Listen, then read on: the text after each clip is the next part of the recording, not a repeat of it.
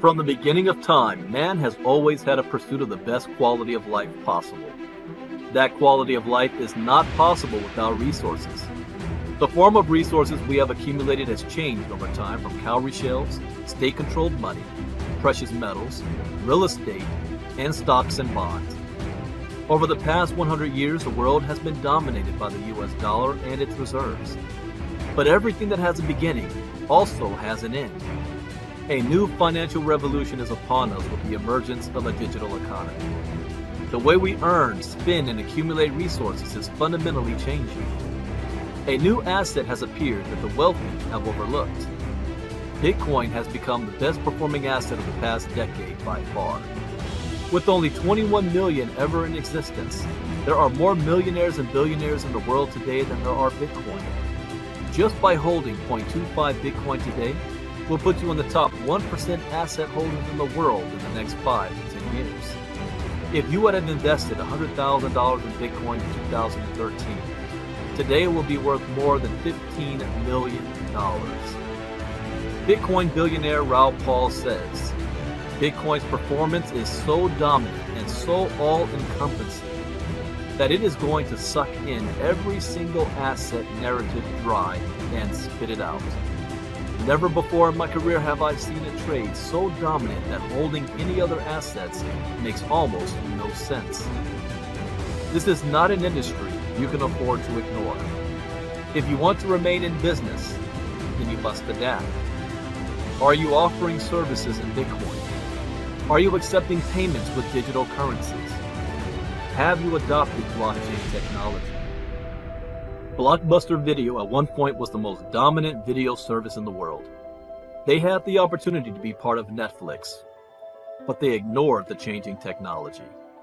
Where is Blockbuster today? Where will you be tomorrow?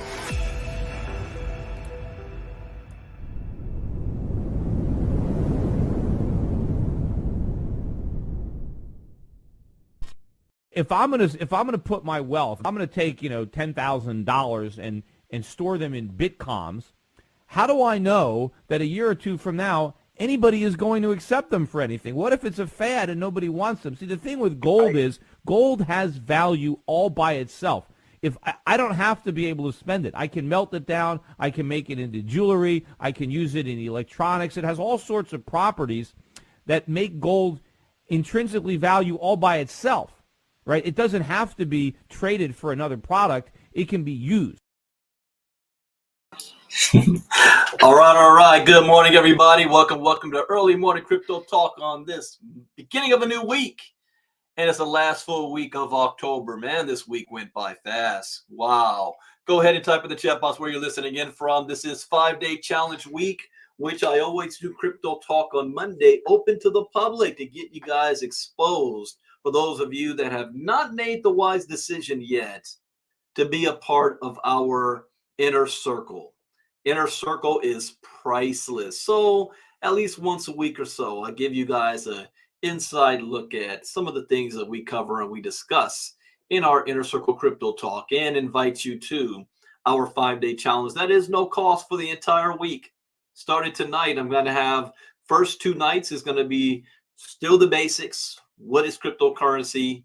What is blockchain technology? But then the rest of the week, I'm still covering DeFi, NFTs, and Metaverse, but I'm choosing different lessons that we have never covered in the 5-day challenge to get you guys more exposure. As now the clock is ticking, we're about 100 and something days away from the next Bitcoin halving, which is just 6 months away. And going into 2024, ILCA will be designed specifically with that focus of getting ready for the Bitcoin halving and the next crypto bull run. We are in accumulation mode, and now's the time to get us as educated as you possibly can. We've got 6 more new courses coming out in January. Speaking of, I think I have this memorized: artificial intelligence, Metaverse 2.0, security, Web 3.0, tokenization, and CBDC. And then we're going to have other specialized lessons that aren't in a full lesson, but specialized lessons that I will be sharing with our community. And as I've always stated, when January rolls around, that's a new calendar year for us. That's going to be 2 years of ILCA, and we're going to be hitting the reset button. So for those that still want to be VIP members for the entire year of 2024, the cost is one time $97. But I am having a special. So for example, if you're an Inner Circle member right now, you're paying $49. So in January, you can pay their $49 and a $97 for the VIP. But I'm going to do a special for the month of January. The entire month, you get everything. I mean everything. Inner Circle. You can become a affiliate where you can earn 20% commissions. You're going to get the Diamond class, the classes I teach in the evening, and access to 195 videos over 13 different lessons, plus the 5-day challenge VIP just for $99 for the entire month of January. That's so the same price of you getting a VIP, you're going to get everything for that. So that's coming in January. So go ahead, type in the chat box where you're listening in from. As a disclaimer, I am not a licensed financial advisor to be giving financial advice. I read the news, give my opinion, share suggestions for entertainment, training, and educational purposes only. And it is up to you to make your own informed, intelligent decision on which direction you want to go into. We're streaming this morning on Facebook, YouTube, and Twitter. I see we've got Joyce Easley on the line. Welcome, Joyce. Marnita Casa, Facebook user, good morning. Another Facebook user from Kentucky. Patty Geis, good morning. Facebook user, good morning. Marnita from Colorado. Melanie, Mighty Monday from Chicago. Another Facebook user says, good morning. Those of you guys on Facebook, there's an option you'll see in the before you clicked on the link, that if you click on that, it's giving StreamYard permission to display your name. So when I see Facebook user, that means you didn't do that. So I don't know who you are, but I'm welcoming you. Demetrius Turner, good morning. Mark from Anchorage, Alaska, good morning. Janelle Appling from Colorado. Facebook user from North Carolina, another Facebook user. See, Facebook user from Oz, Texas. Good morning. Miss Victoria Peterson from Durham, North Carolina. Good morning, CJ.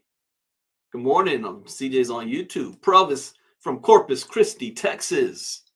Linda Wright from Virginia. Miguel Sanabria. It's just Facebook user. You know me. I don't know who that is. It's not displaying for me. It's just calling Facebook user. Facebook user from Kentucky. See Kevin Strouser from Georgia. Oh, Miss Debbie. All right, welcome, Miss Debbie. Good morning, good morning. All right, so let's jump on into, let me get this over here and share screen.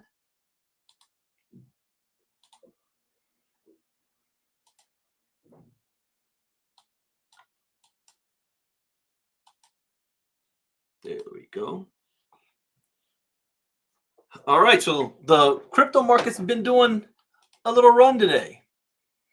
And I've been watching this closely because there's a lot going on in the world today. And I'm going to be talking about that tonight on our 5-day challenge. There's a lot taking place. And it's not good. I've been scouring the world on international news and local news, and all I see is suffering from everywhere. Oh yeah, speaking of that too, we want to keep one of our ILCA members in your prayer, Mr. Leonard Long, who is actually in surgery live right now. So keep him in your prayer so that he has a successful surgery and a speedy recovery following that. He told me that it might be a couple of weeks time to recover. Okay. So the market, though, has not gone down on this sorrowful news happening around the world. It is up 2.9%. We've now crossed over to $1.2 trillion. Bitcoin dominance, though, is continuing to rise. This is not a crypto run. This is just some people nervous and scared, and they're bulking up on their Bitcoin. Bitcoin dominance is almost at 50%. For us to have a crypto bull run, this needs to be in the 30 percentile range. Ethereum, and this has dropped. This used to be around 18%. Now it's down 16.7. So it's not rising as fast as Bitcoin, or people are feeling more familiar or more stable with Bitcoin than Ethereum. But Ethereum is still rising. Bitcoin has crossed 30,000. It's almost at 31,000, 30,800, up 3.2% in the last 24 hours, up 9.3% in the last 7 days. This is nervous. This nervous market I see here. The unknown. We have 2 wars going on. We have rumors of more coming up. Yesterday, Israel said something that I talked about last week. And it was when I was chatting with Miss Judy from Canada about this. There's a difference between what we want and wish to happen and what will actually happen.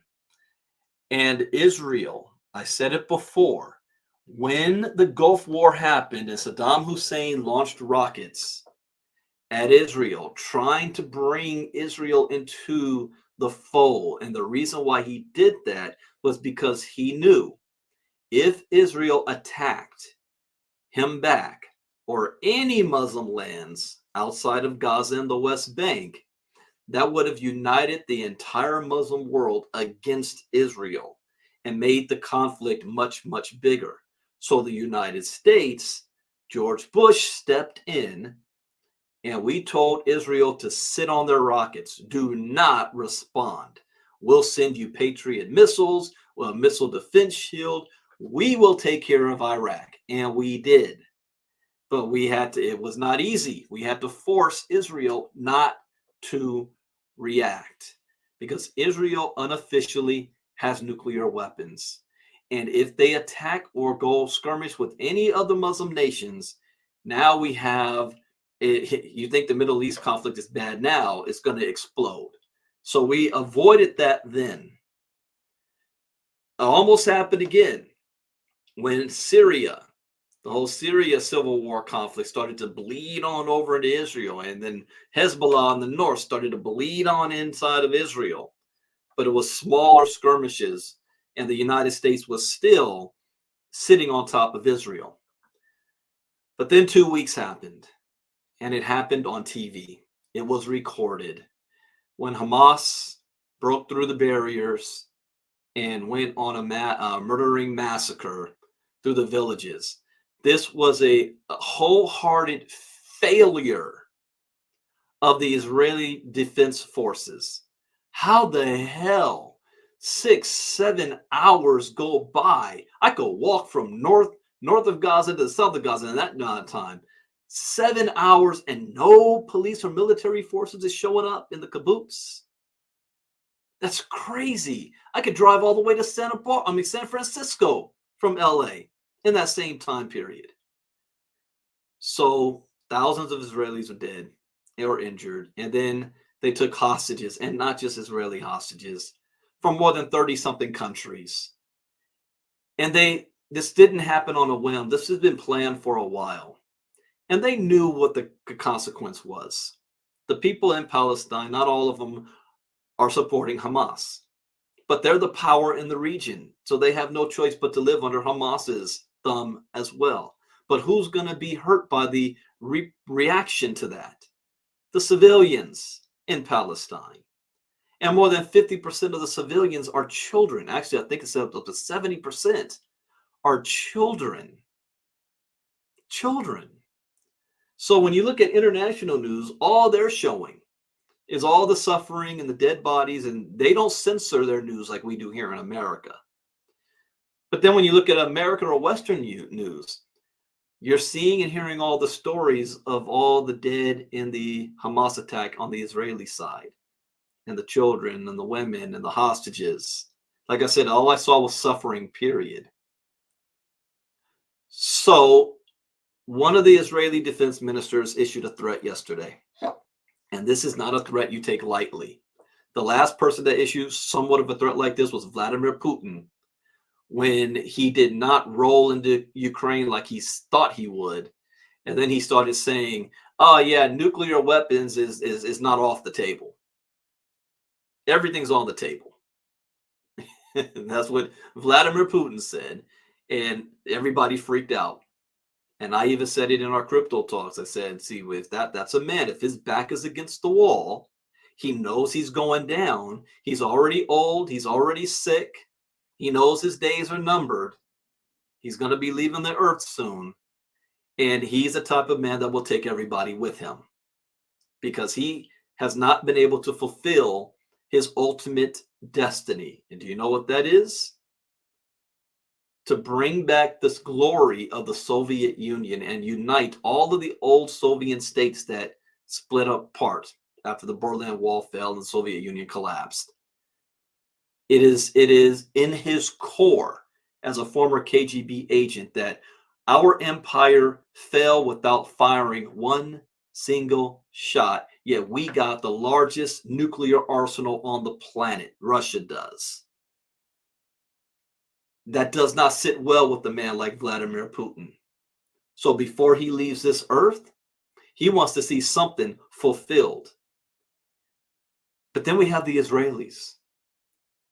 And with Hezbollah or Iran made a threat, said, oh, if you do anything to Lebanon, we're getting involved. So Israelis said, look, they said, if you roll into Gaza, because Israel hasn't done it yet, then Hezbollah in the north, Syria to the northeast, backed by Iran, you will have the wrath of the Muslim world, said the Iranian leaders. Do you know how Israel responded back? If you encroach on us from the north and from Syria, we will wipe Lebanon and Iran and Syria off the planet. That's not an idle threat. They have the means to do so. They've had these means for a while, which is why the only reason why Israel is still there, not just because it's backed by the United States, but because these countries know that Israel has nuclear weapons, which is why Iran has been trying to get them for 20 plus years to have a mutual destruction type of thing. But you gotta put yourself in the mind of the Israeli leaders. I say this over and over again. Most people are ignorant. You're stuck in your own bubble of beliefs and what you were raised and what you were taught, and you leave no room for anything else from the outside. In fact, anything that goes against what you currently believe is considered evil, terrorism in your eyes. And that handicaps you because you lack empathy and the ability to put yourself in the shoes of somebody else and see from their vision. And if you're able to do that, you are at the advantage. So if you put yourself in the heads of the Israelis and you know their history, there's no way in hell they're rolling over and going to allow themselves to be pushed into the sea and wiped off the planet. Which means when you got a tiger that's injured with its back against the wall and nowhere to go, they will launch nukes because it's for their survival, not politics. It's their survival. And for the first time, when Israel made that threat, United States said nothing, was quiet. Normally, United States is always saying, no, yeah, Israel, tone it down. Relax. We got you back. It's all good. Let's not escalate. You're right, Jamal. Iran doesn't speak for the whole Muslim community. But the whole Muslim community will react to seeing other Muslims dead at Israel's hands. They don't need Iran to speak for them. That is why right now there are marches, rallies, and protests all over the Muslim world against Israel right now. They don't need Iran for that. So if Israel feels that their back is against the wall, they will. And that's why United States has 2 aircraft carriers in the region. That is rare. United States doesn't do that. That is very, very rare. They know something. They're preparing for something. They're trying to have it not escalate. But as bad as, I'm watching Al Jazeera right now, as bad as the suffering that's going on right now, that's inflaming the Muslim world, with all of these children being killed in Palestine, it's going to get worse. It's not good for the Israelis. It's not good for the Palestinians. Like I said, it's just suffering, period. I'm not even going to go to the answer for this, because this is a topic that can get people really, really in their feelings, because we're talking politics and religion when it comes to this. And, you know, those are 2 things that some people, there's no debating. It's just I'm right, you're wrong mentality, period. There's no debating this. Because of who I am and where I am, I walk a fine line in the things that I say and what I share on. I try not to share my personally what I believe. I share just the facts of the ground as I see them, without getting my emotions tied up into this. And how is this going to impact us? So we are seeing an impact in the markets right now. And what this is going to be in the next couple of weeks, because in the United States, we still don't have a Speaker of the House. We're paralyzed. It is Congress's duty to declare war if there ever is a need to declare war. Without the Speaker, we can't do anything. We can't have a prayer for all of the innocent civilians in Palestine that's getting butchered. We can't have any National Day of prayer for the Israeli civilians that got butchered. We can't do anything. And then we got a government shutdown right around the corner. November 17th, I think. That is just, 3 weeks away? Christmas is going to be a hell of a Christmas this year. Even in we got protests all over the world. We had a young Palestinian, 6 years old, stabbed to death more than 20 times. I don't know if that's Chicago or what, by some racist piece of shit landlord. 6. What the F did he have to do with what Hamas did? Then we have Jewish rabbis being stabbed on the street. Synagogues that's being threatened with bombs. I mean, even Australia. So you always wonder how one little stretch of land that most people, especially that don't know history, they're not religious, don't understand, don't get, why the hell does that impact us, can be the powder keg to light up the rest of the world. And everybody's picking sides. China and Russia already made a statement. They refuse to condemn what Hamas did. Instead, they say Hamas was, what do you expect them to do after 15, 20 years of occupation and apartheid-like conditions of the Palestinians by the Israelis? And the Israelis are wrong for that. But I can't justify butchering women and children in their village. That's wrong as well. Can I say I understand? I understand. On both sides. I understand. All right. So to look at this over the last week, Chainlink was the biggest winner at 35% gain. Injective, 33.5%. Also, while I'm on this topic of suffering, please keep Dr. Byron Nelson in your prayers. As I said the other day as well, he has in a personal life has gone through a lot over the last few years. So as I say, as we get older, there's more funerals than there are weddings. And he just lost his significant partner a couple of days ago. So just keep him in your prayers. He won't be on with us tonight, but he will be in our thoughts tonight. And I'll say something about that tonight.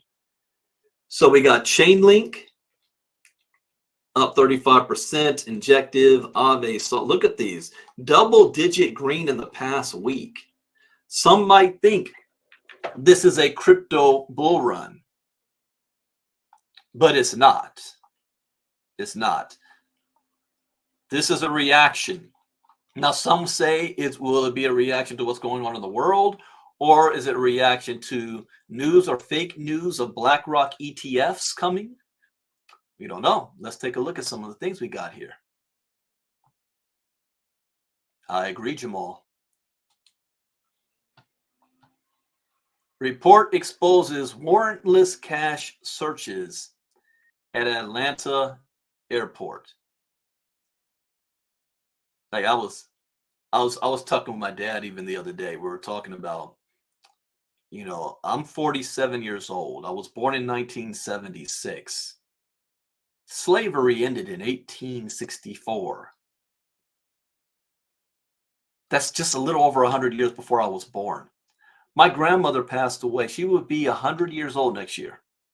She was still alive. She passed away a few years ago.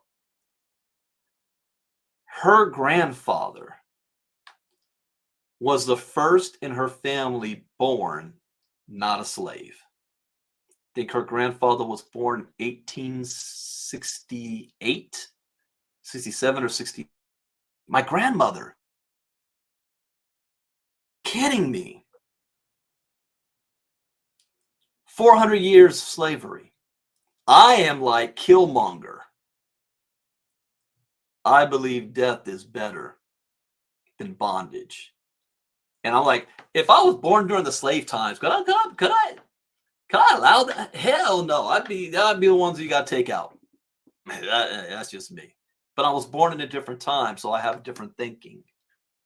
I back then, they survived. They had the survivor's mentality. Had to survive that hell to get to here. And what a lot of people don't understand when you think slavery happened so much long ago, can't we just get over it? That trauma passes down from generation to generation to generation. It's not taught trauma. It's passed down by our actions, our thinking, our fears, our religion, our behavior. It's almost just genetic. It will take twice as long to recover. Can't say get over it, that something that was going on for 400 years to get over in 100, just a few generations removed. No. All right, let me not go down that road. Let me stick on point here. And that's the same. I will end on this only. If someone, because someone did ask me this question, I would not advise Israel to roll into Gaza. I would not advise that.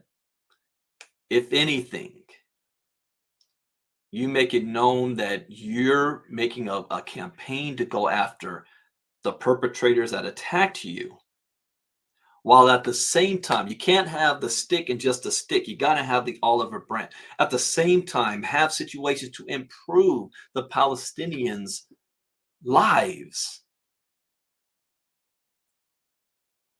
Because if you roll in there, and as I stated, 70% of the population is children, and these children are experiencing hell on earth that none of us could ever imagine. What do you think they're going to be like when they grow up in 15, 20 years? You just harden them to hate you even more. Can you imagine what their little eyes have witnessed? And so in your attempt to, we're going to root out terrorism, you've created an entire generation of freedom fighters for them. That they can't, there is no talking them down. In fact, if you look at the current Hamas people today, what were they doing 20 years ago when they were kids? What did they witness? What did they see? I'm just saying. All right. Plainclothes cash hunts at airports. Plainclothes cash. Well, what's this article again? Report exposes warrantless cash searches. Why are you searching for cash?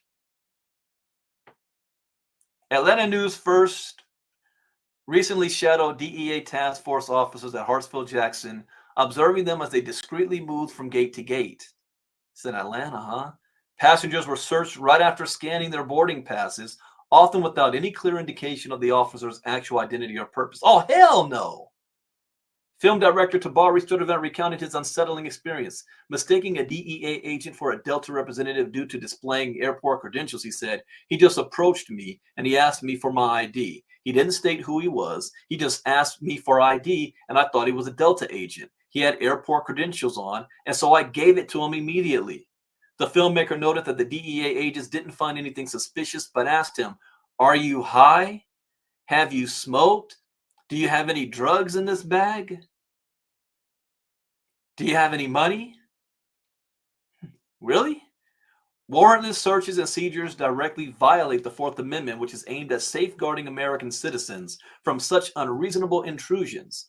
The report notes that these actions by DEA agents not only infringe on personal freedoms, but also erode the public's trust in law enforcement agencies. This isn't the first episode of the DEA and law enforcement authorities unlawfully seizing individuals' assets.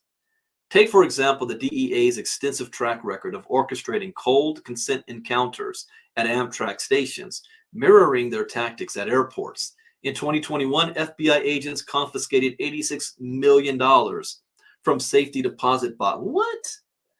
In Beverly, how can they get into the safety deposit boxes? A report by Reason reveals that over the past decade, law enforcement with the DEA at the forefront has seized a staggering $4 billion in cash. Hey, that's why they go digital. They can raid me and take this $100 bill, but they can't get my crypto if they don't have my private key.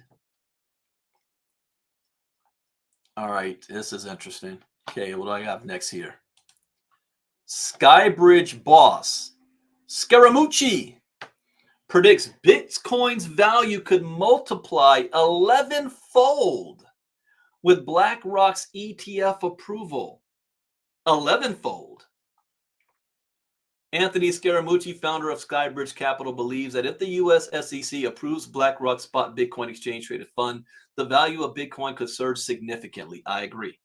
Scaramucci also discussed Sam Bankman-Fried, the former head of the FTX, and Gary Gensler, the current chair of the SEC. Scaramucci, who was optimistic about Bitcoin, recently spoke with Altcoin Daily about various crypto-related topics. The American financier touched on BlackRock's Bitcoin ETF, mentioning he was its first external investor. That is true. He also addressed the situation with Sam Bankman-Fried, the former FTX chief, who owned a 30% stake in Skybridge Capital.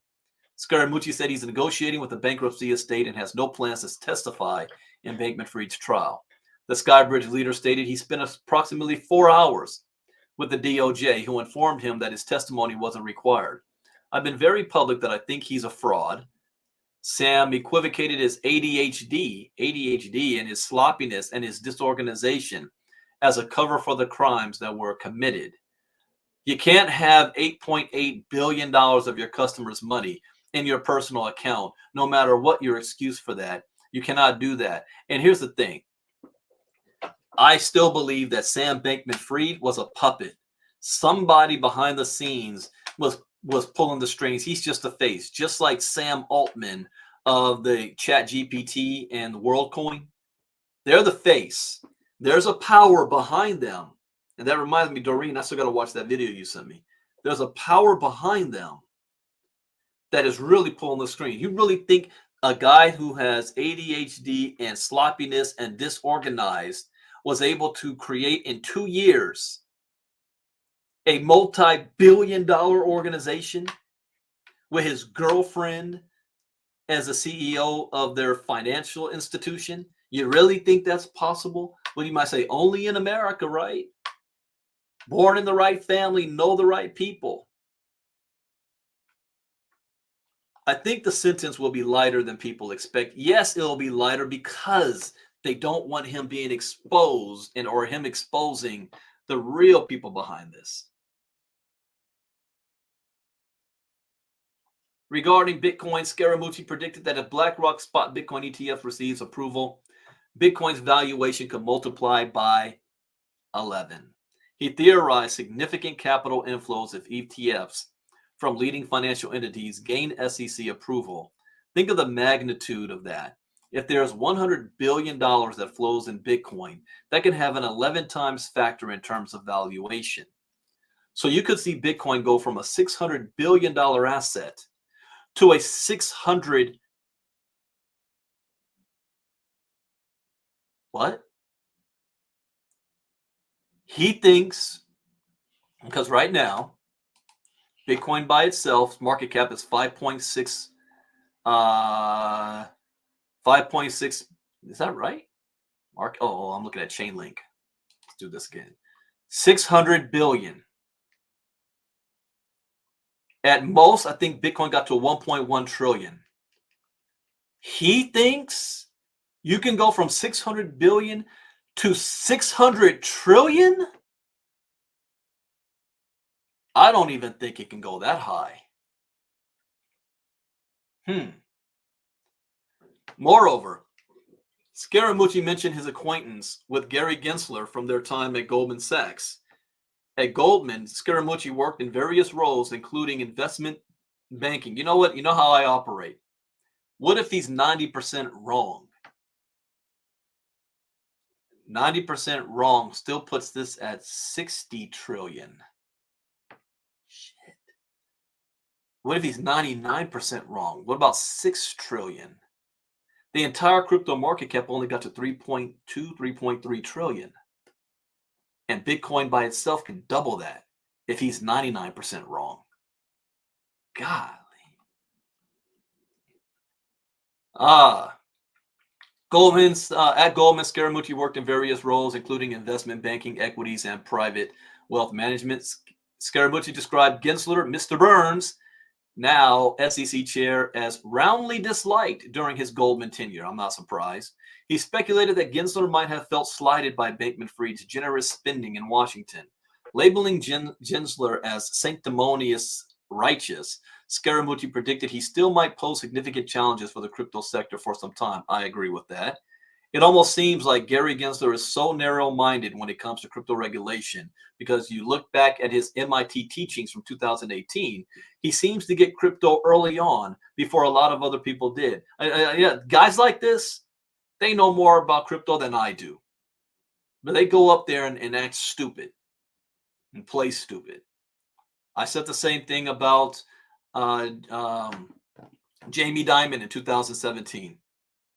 He's running his mouth and acting like he doesn't like it. He doesn't understand it. Just like Larry Fink. Larry Fink was playing dumb. I mean, just listen to the first 1 minute of this. Is it true that you're building out a cryptocurrency capability?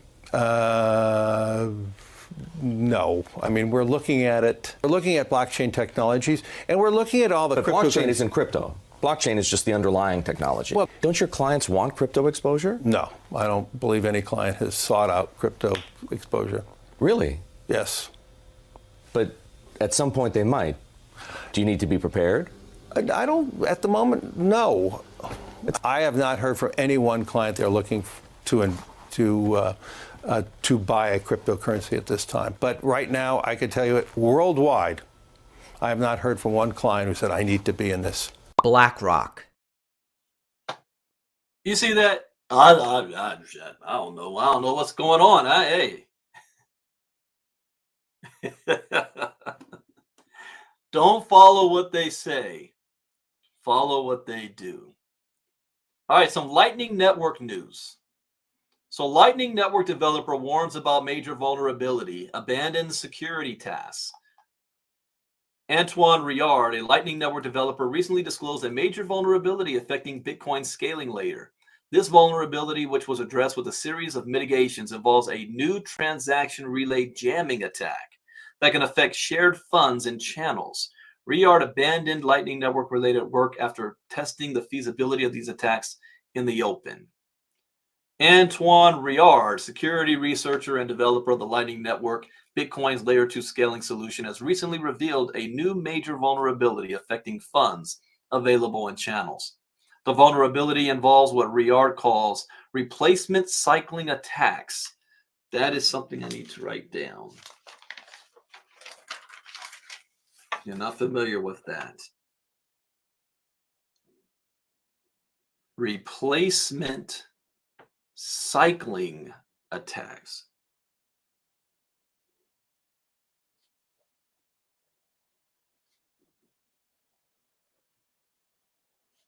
Bitcoin Lightning.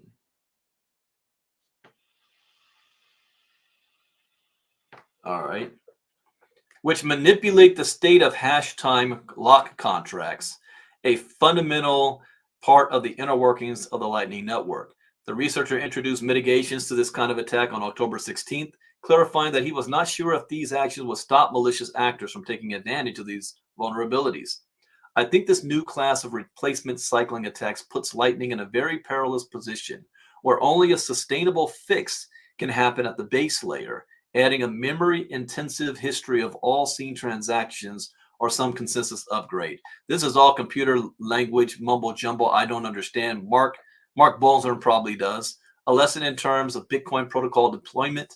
After disclosing the scope of the attack, Riard explained he would stop Lightning Network development tasks, which included handling these kinds of security issues at a protocol level. Due to the severity of the problems found, he thinks this might offer insight in today's development process and how it might have to change for blockchain structures that handle millions of funds. He explained, there might be a lesson in terms of Bitcoin protocol deployment. We might have to get them right at first try. Little second chance to fix them in flight. Other developers proposed different ideas to control this attack vector. Nonetheless, Bitcoin developer Matt Corallo acknowledged the severity of the issue, stressing that fixing this in the Bitcoin core stack is no trivial deal. The reason for this attack is to keep enough history. To fix it, Bitcoin core would need unbounded memory. Corallo recently called Bitcoiners to calm down, declaring that Lightning Network was not broken, but acknowledged they had work to do. Lightning is currently for channel counterparties you trust to not do a ton of work to build novel software to attack you, he added. According to a recent report, Lightning Network has grown by 1,212% in the last 2 years. All right, let's go next. Is this an opinion piece? Oh, I might have to breeze through this. Why power is passing the courts to make U.S. crypto policy?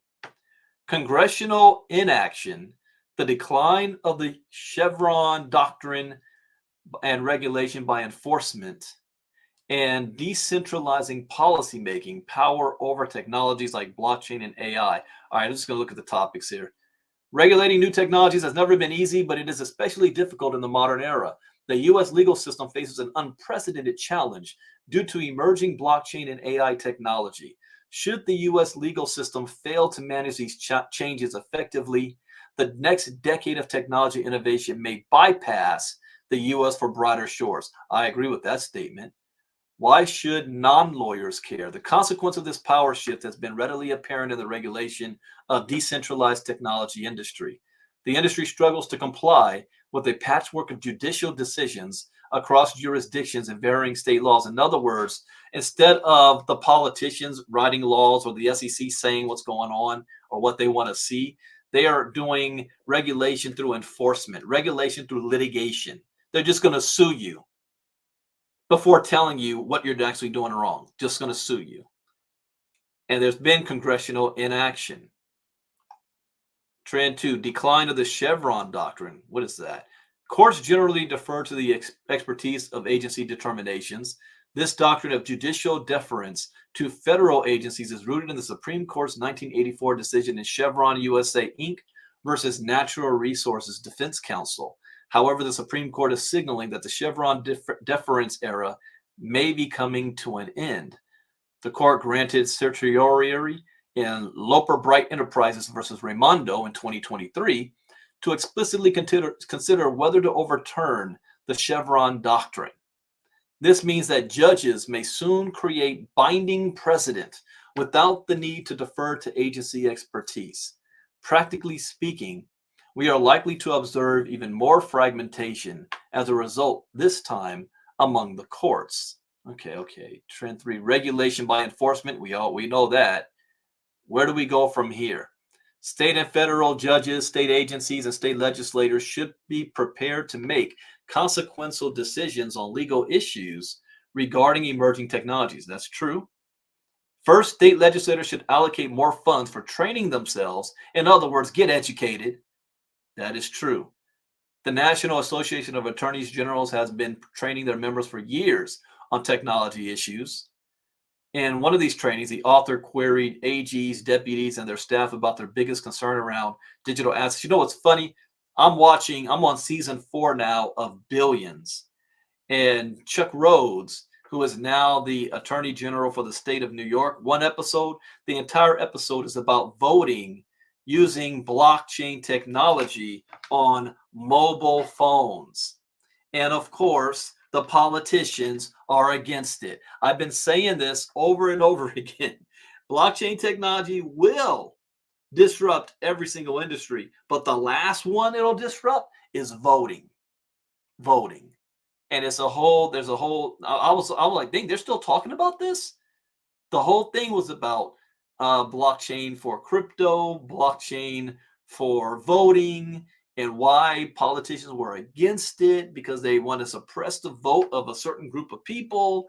And then one guy even said it. You mean to tell me we're going to give every uneducated, drug-induced fool who has a cell phone the opportunity to vote?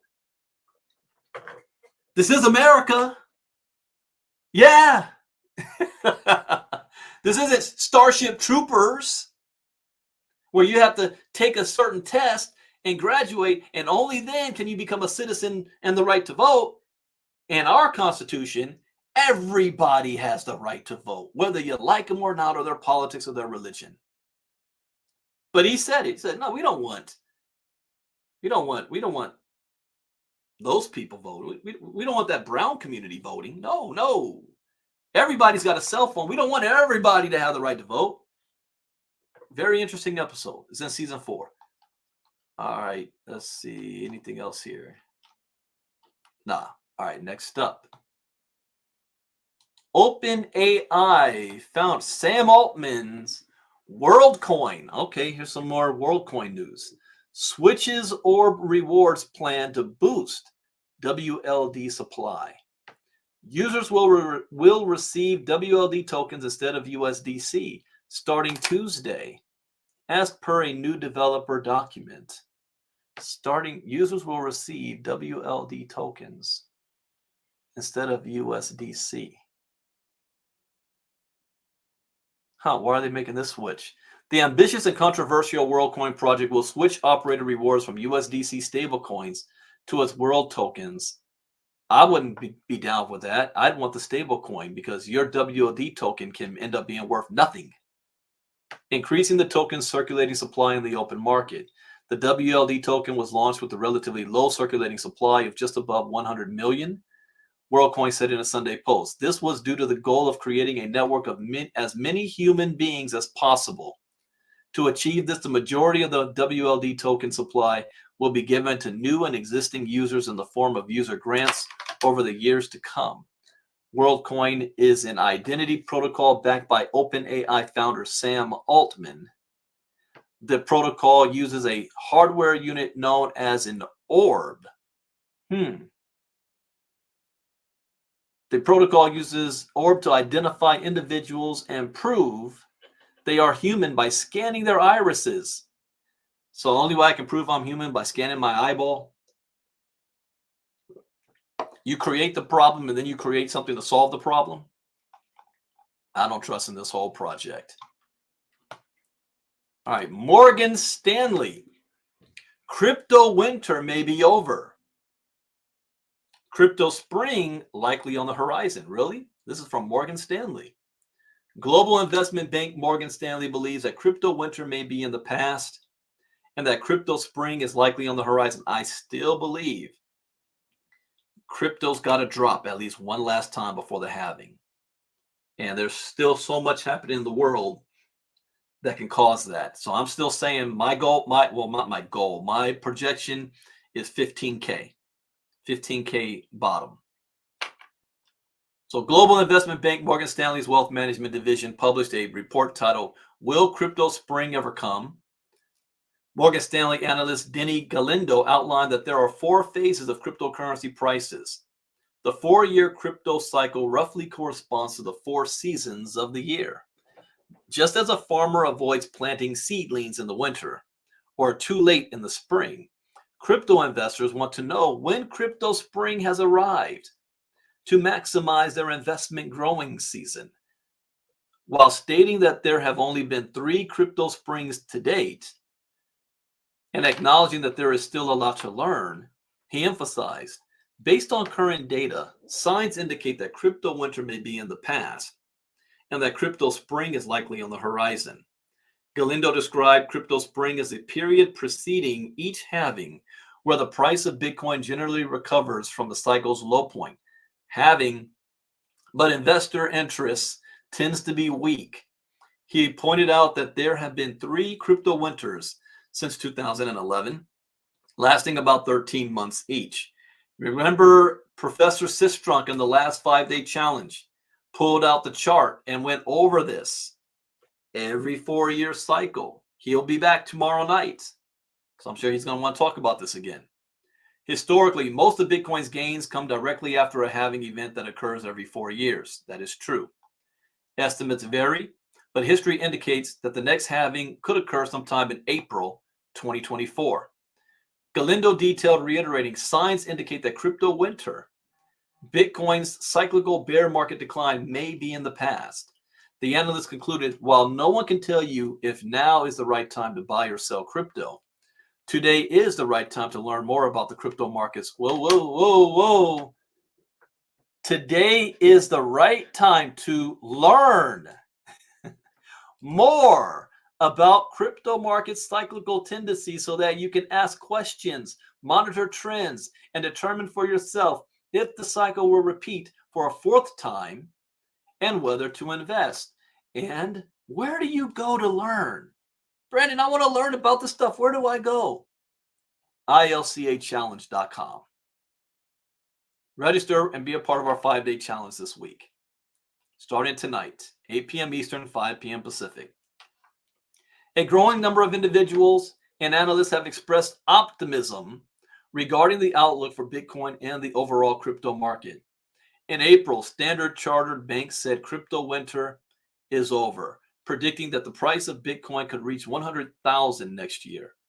In March, the CEO of investment management firm Vinex said, "We are at the very beginnings of what could be a several-year cycle in gold and Bitcoin." Crypto financial services platform Matrixport predicted this week that Bitcoin's price could surge to between 42K and 56K. So you think this is going to go to 42 or 56K once Blackrock spot Bitcoin ETF hits? And if that happens, I will see Ethereum going up to about $3,000. Okay. All right. And I got something special today because people have been always asking for me to, I used to always show off some of my crypto wallets because I connected my PC to my phones. But ever since I got my new PC, I never actually went through that process. I got my phones connected to my laptops. But today is the day where beta opens up in Starvara. And I happen to have my hands on it. So I'm going to use you guys as a guinea pig because I have to do the international presentation at 2 p.m. Eastern. And I'm going to show it off there, but I'm using StreamYard.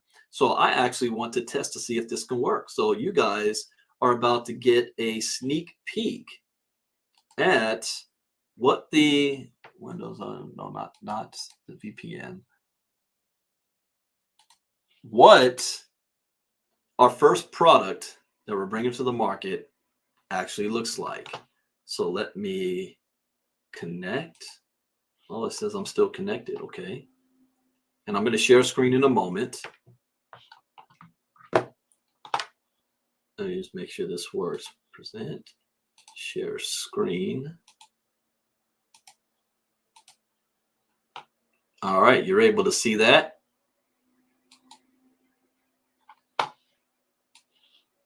Now, I don't know how big I can make this as far as the screen is concerned. Okay, so now let me log in.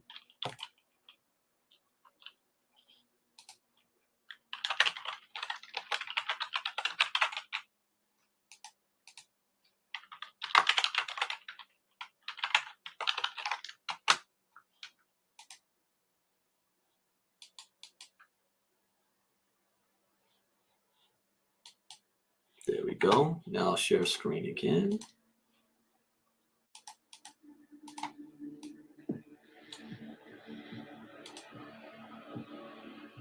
All right, so what you guys see on your screen is the actual Starvara beta. One part of the launch. This is our first launch of our first product. So I have not messed with this too much because it's on my phone, but I can't use my phone to do this. I got to use my mouse on the computer. So I don't know how much I'm going to be able to do. But let's take a look at some of these things. We've got view my hangar. Will that allow me to do it? With the Space Battle Royale becoming the greatest sporting event. I didn't read all that. Also, look at the different ships they have right now. The Viper, the Shadow, and let me know if it's coming clear on your guys' side, if you're able to see this. The Marauder, Wings of Rebellion, the Terrapin. I like how that's kind of built. Okay. The Sentinel. It's an interesting one. So you got spaceship, you got the different skins. Let me go back. I kind of like. So these other ones are locked right now. The Yakuza skin.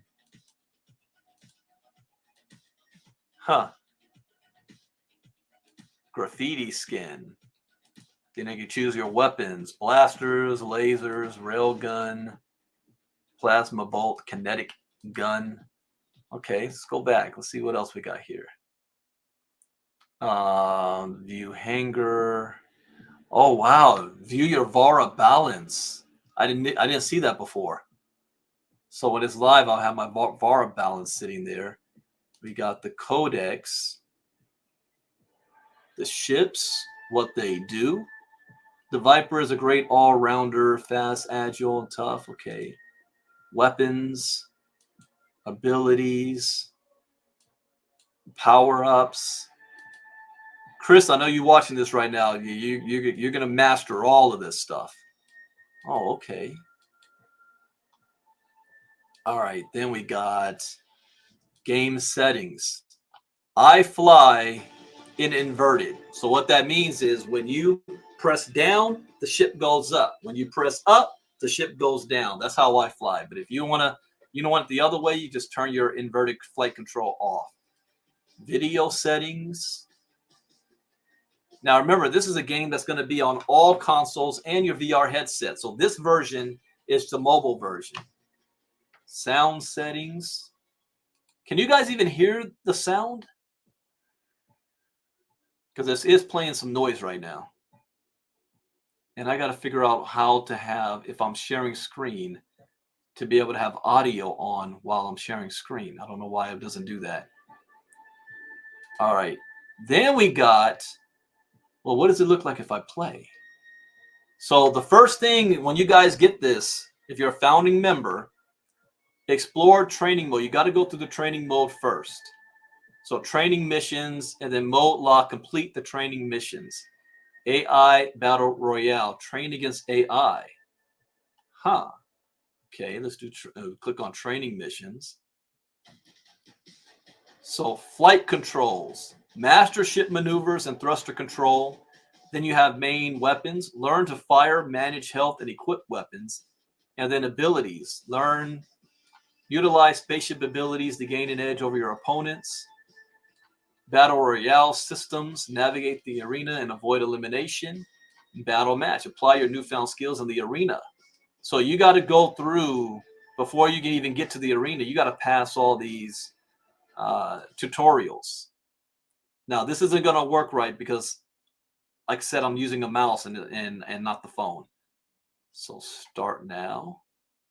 Joystick rotation. Okay, start your engines. Now, again, I can't. You can stop engines. All right, watch your speed. All right, begin test.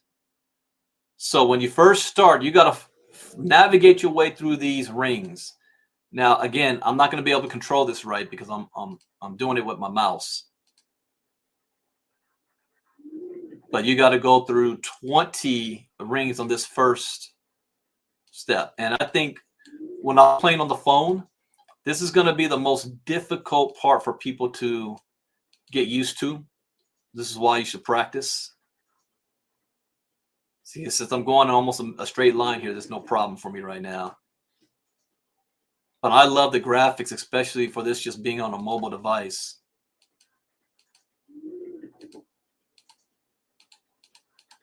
No problem so far. Okay.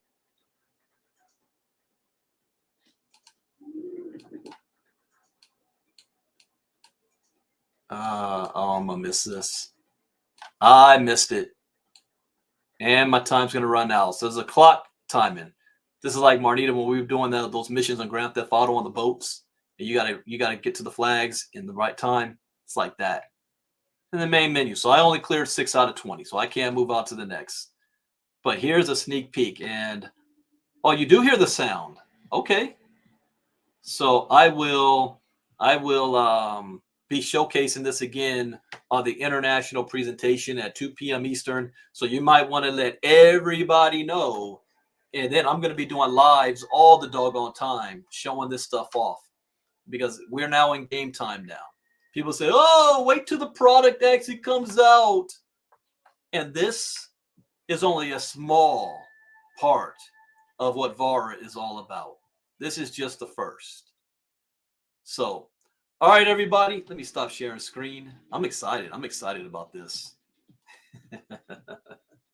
We're about to make a lot of money. All right, everybody, I hope you learned something new. As always, that's the point. 5-day challenge tonight. Before that, we got VARA International Presentation. I will be using on StreamYard. Again, get back to the person who invited you. I've already posted it in the group. You get to do it right now as a founder. Did you register? Let me share screen again and show you. Share screen. Get me this window. Here's the link to register if you're a founder. And I will type it in the chat box here. starvara.com/#waitlist. And so you will be able to download the Battle Royale from the App Store. And if you're a founder, all you do is log in with your same credentials as you do your ambassador portal, your back office. There's also a private Telegram group for all ambassadors. And that is called, well, you'll get the email. And they've got more instructions coming out. Let me see, where is that? Yeah, there are some more. There are more instructions coming out about what's to do today. And the goal for this is that we want to beat the game. Oh, yeah, there we go. Yeah, we want to be able to break the beta. That's the whole point. We got to find all the glitches and report it. And again, this is just beta. I don't know which Facebook group you're in, so I can't post it on Facebook. But if you are in our Telegram groups, we've already posted there. Or send myself a message or Miss Marnita Casa a message, and we'll get you the registration link so that you can be on the waiting list and get in here and play. So I'm practicing as much as I can now, because when the Battle Royale hits, they're giving away $1 million worth of VARA tokens. And I want to win some of that. All right, so that is it. VARA presentation at 2 p.m. Eastern, 11 a.m. Pacific, followed by 5-day challenge tonight at 8 p.m. Eastern. And then I've got the WGC NFT training at 10 p.m. Eastern. This is my busiest day on Mondays, 5-day challenge week. So with that, thank you guys for being here. I will see you all in the next couple of hours. I hope you learned something new. As always, that's the point. Let's keep the world in prayer right now for everybody, that we can have peace and healing. But in the meantime, we got to make sure that we're protecting ourselves and our families financially so that we can survive anything that happens that comes down our way. Take care, everybody. Bitcoin Brandon out. Bye-bye.